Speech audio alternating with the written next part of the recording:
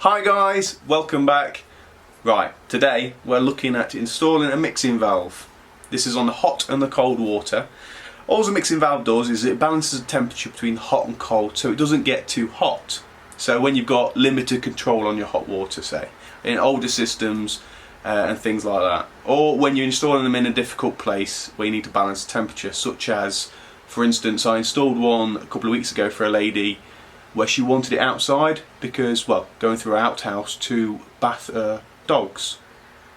She wanted set temperature, so she just turned the tap on, rinsed them off, especially in the cold winter, so her hands didn't get too cold. So it was just like a tepid temperature, 30-40 degrees, something like that.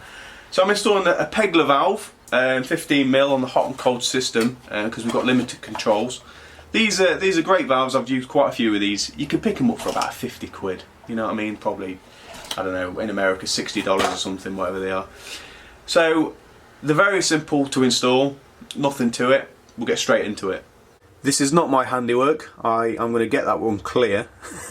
I've literally came to install the valve into there. But as we can see, we've got the hot coming up here, looping round to the top of the valve with an isolation valve, so perfect.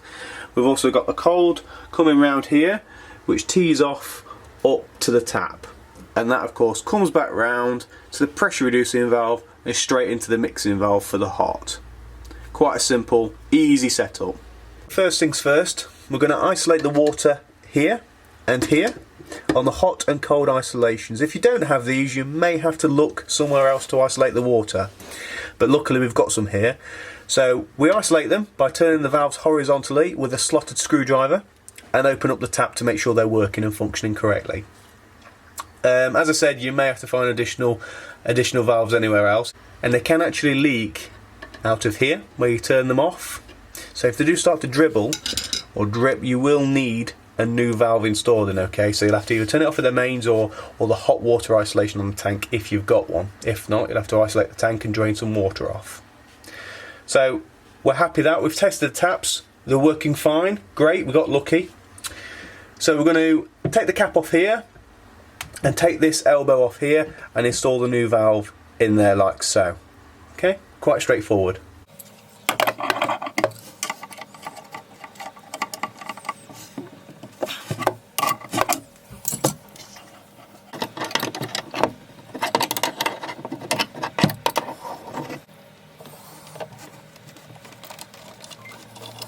This is the new valve's connections.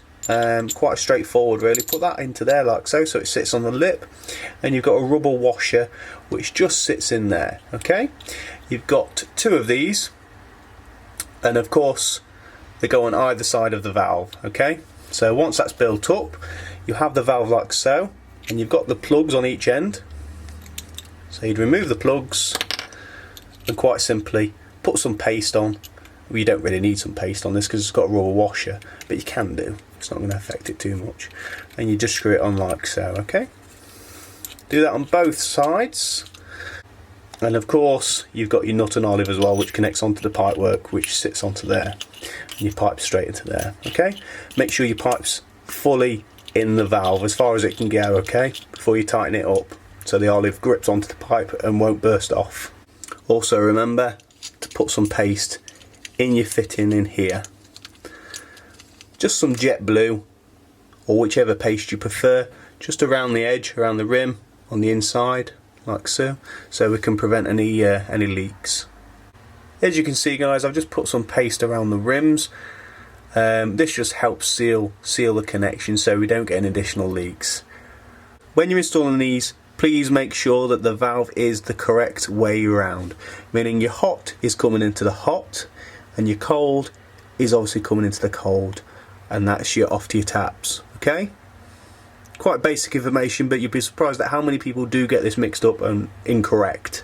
Please make sure you check what temperatures it's preset at, if any. This particular one I know is preset at 43 degrees with anti-scald protection, okay? But if I wish to change that, I would have to take this cap off with an Allen key and a little screw in the top, and then I would turn this left for hot, right for colder, okay?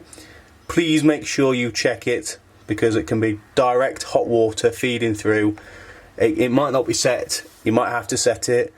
That's why I like this one, because I know it's set at 43 degrees, okay? So just a little tip there for you, always check.